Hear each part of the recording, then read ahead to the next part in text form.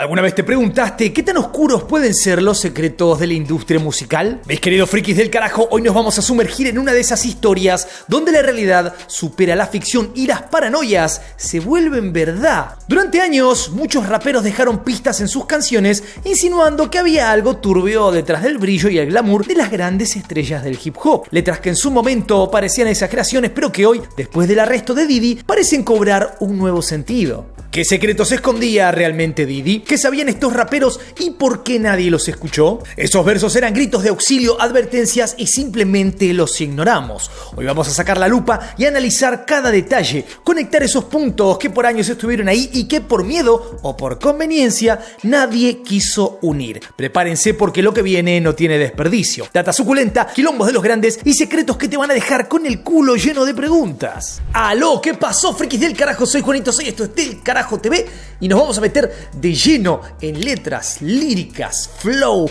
muchas letras que nos contaban quién era este hombre, porque muchos ya nos lo dijeron. Hoy está en auge Eminem, sí, Eminem viene hablando de... Pero él no es el único, hay varios que nos advirtieron y... Así como vengo diciendo hace rato, mucho de lo que está saliendo a la luz ya se sabía, pero...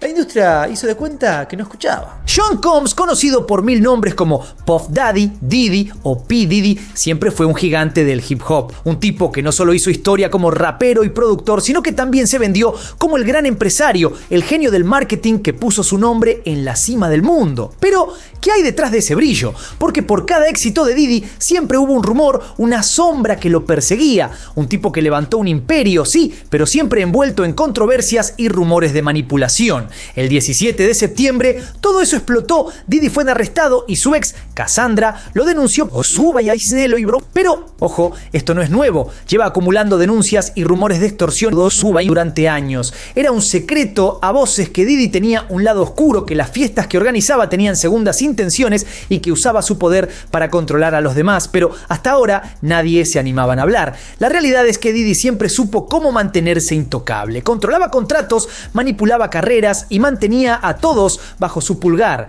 Muchos artistas que pasaron por Bad Boy Records han contado cómo Diddy los ponía contra la pared con condiciones desfavorables, llevándose la mayoría de sus ganancias. Básicamente construyó su imperio a costa del trabajo de otros, mientras ellos quedaban atrapados sin opción de escapar. Y si alguien se atrevía a alzar la voz, Diddy tenía el poder de arruinarle la vida con una llamada. Así de simple. Nadie podía decir nada porque el tipo manejaba los hilos de la industria como un titiritero maestro. Pero todo eso se terminó. Ahora que la máscara cayó, el castillo de naipes se empieza a desmoronar y la pregunta es, ¿quién más está involucrado? Porque no crean que Diddy es el único. Este arresto es apenas el comienzo, el disparo inicial que puede derribar a muchos otros. Y lo que se viene promete ser un quilombo épico. Vamos a retroceder un poquito para atrás, al primer disco de Calle 13. Residente, con su lengua a veces filosa, pero que casi siempre parece medio camuflado en una broma. Decís, ay, qué ridículo lo que está diciendo.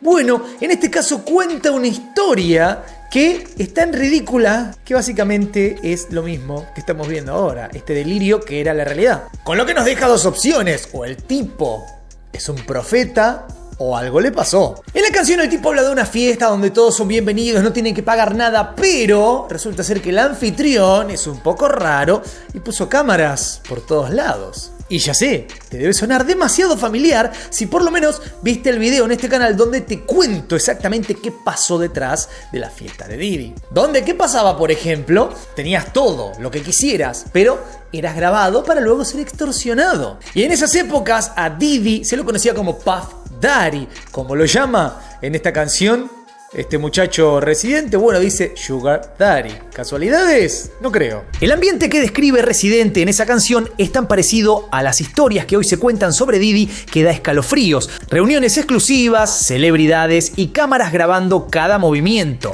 ¿Suena a fiesta en la mansión de Diddy o no? ¿Sabía algo Residente? ¿Era esto un chisme que corría entre bambalinas en la industria? Hoy esas letras parecen demasiado precisas como para ser una simple coincidencia.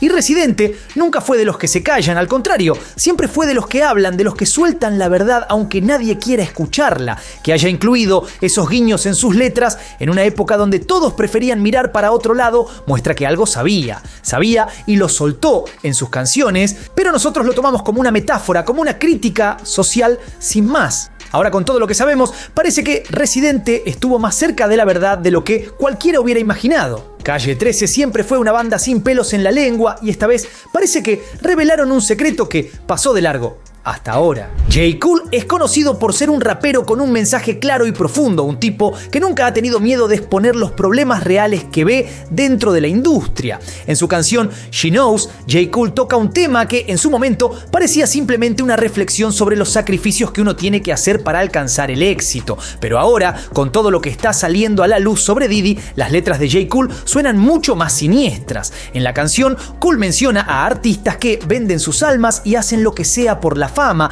describiendo situaciones que, aunque en su momento parecían metáforas, hoy suenan escalofriantemente literales. She Knows también habla de una especie de bautismo oscuro al que los artistas son sometidos, una especie de ritual que tienen que atravesar para ser aceptados en el círculo de los poderosos. Esto hace eco a los rumores que corren sobre las fiestas de Diddy y las cosas que sucedían allí. J. Cole describe cómo muchos entran en este mundo sin saber realmente a qué se enfrentan y cómo una vez dentro no hay vuelta atrás. En una línea dice: bautizados en sombras, prometimos no hablar, pero el silencio no siempre es oro, lo que deja claro que hay un precio a pagar para ser aceptado en esos círculos. En retrospectiva, suena como una advertencia, una forma de decirnos que detrás de los lujos y el éxito hay un precio muy alto que pagar. Lo más interesante de J. Cole es que, a diferencia de otros, nunca ha sido parte de esa elite que se deja manejar. Siempre ha preferido mantenerse a un lado, conservar su autonomía y hablar de los problemas sin miedo a las repercusiones. Su letra tiene esa carga de denuncia, de querer destapar lo que otros prefieren callar, y She Knows es un claro ejemplo de eso. En la canción también hace referencias veladas a la muerte de Tupac y otros artistas que murieron en circunstancias sospechosas. ¿Cuánto sabía J. Cole y cuánto decidió revelar entre líneas? Parece que sabía bastante más de lo que cualquiera habría imaginado y decidió esconder esas verdades incómodas detrás de metáforas y versos que solo ahora empezamos a entender. Las conexiones entre lo que dice J. Cole y lo que está saliendo a la luz sobre Diddy son demasiado fuertes como para ignorarlas. Y no podemos olvidarnos, claro que sí, de Jay-Z y Beyoncé. Ellos siempre estuvieron muy cerca de Diddy. Jay-Z, socio absoluto de Diddy en muchas cosas, y J. Cole justamente, obviamente, tiene una frasecita para los boludos, guiño guiño, que se hacen justamente eso, los que no vieron nada cuando todo se prende fuego. Parece que en cierta medida estaría apuntando a estas figuras que, para mantener sus intereses, para mantenerse todavía donde están, se hacen los boludos cuando en realidad o saben todo o son partícipes de todo. La verdad que queda a la libre interpretación lo que escribió este muchacho, pero nos deja pensando. Algo nos estaba queriendo decir. Si hablamos de alguien que nunca tuvo miedo de decir las cosas como son, ese es Eminem. Conocido como uno de los raperos más polémicos y francos de la industria del hip hop, Eminem siempre ha utilizado sus letras para denunciar lo que considera injusto, sin temor a la controversia o a las consecuencias. Su reputación como un artista sin filtro lo ha colocado en una posición única para hablar de los secretos más oscuros de la industria. El Slim Shady siempre ha sido el tipo que, si ve algo que está mal, lo dice sin filtros, sin importar quién caiga. Y cuando hablamos de Diddy, parece que Eminem tenía mucho para decir y lo estuvo diciendo durante años, aunque no le prestáramos la atención que se merecía. El contexto del beef entre Eminem y Machine Gun Kelly comenzó cuando MGK hizo comentarios sobre la hija de Eminem, lo que llevó a una serie de respuestas entre ambos raperos. En medio de este intercambio, Eminem aprovechó para atacar también a Diddy, sugiriendo que el productor tenía una implicación en la muerte de Tupac. Estas referencias cruzadas, aunque parecían un simple ataque colateral, ahora toman un significado más profundo a la luz de lo que sabemos hoy. En un verso en particular, Eminem dice: "The day you put out a hit's the day Diddy admits that he put the hit out that got Pac killed". Una línea que en su momento parecía simplemente parte del beef, pero termina siendo una referencia sarcástica a la antigua teoría conspirativa sobre el fatal desenlace de Tupac Shakur, insinuando irónicamente que la posibilidad de que Machine Gun Kelly logre un verdadero éxito es tan improbable como que Diddy confiese su implicación en el trágico final de Tupac. Su canción Fuel es un testamento de todo esto, un poco de la manipulación de la industria. Habla un poquito del lado oscuro de la industria y cómo hay personajes que se aprovechan específicamente de esto. En este tema, en Fuel, Eminem lo destroza a Diddy y usa unas metáforas que a mí me tomó un rato entender exactamente qué es lo que había dicho cuando escuché la canción, y cuando lo entendí dije: ¡a la mierda! Pero por sobre todo, Eminem habla también de las fiestas y explica cómo esas fiestas eran básicamente trampas finamente creadas. Usa algunas expresiones que las tenemos que escuchar bien y sacar qué estaba queriendo decir, pero habla de la jaula dorada y que los aplausos suenan como cadenas, para ilustrar un poco la forma en la que los artistas, los personajes eran atraídos a estos eventos con lujo, fama, etcétera, etcétera, para finalmente terminar siendo controlados. Pero como bien decía, uno de los versos que a mí por lo menos me voló la cabeza es cuando básicamente deletrea rapero, pero no lo deletrea correctamente. Acto seguido dice: "Uy, ¿no será que deletreé rapero con una sola P? ¿Por qué? Porque una cosa es rapper y otra es rapper".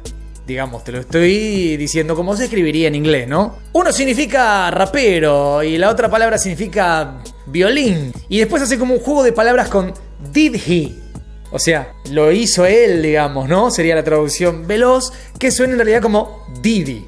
Diddy, la tenés que escuchar, obviamente, la canción, que por motivos de copyright es muy complicado mostrar todo acá, pero escuchate la canción porque ese fragmento, si entendés inglés, es espectacular. Básicamente, para algunos esto podría sonar como una broma. ¿Qué quiso decir? Básicamente está diciendo Diddy, violín, y después lo nombra y dice Diddy. Pero no es solo en esa canción donde el tipo dejó entrever cosas. Lleva mucho tiempo, ya lo dijimos, pero lleva mucho tiempo señalando a Diddy. También es verdad que muchas veces le preguntaban en entrevistas: ¿por qué dijiste esto? ¿Qué quisiste insinuar? Y el tipo básicamente era un poco esquivo, no quería entrar en el tema. De hecho, en 2018, en una entrevista le preguntaron específicamente por las fiestas de Diddy. ¿Y qué respondió? Eminem dijo: no me inviten a esas fiestas porque no tengo ganas de terminar saliendo en videos caseros.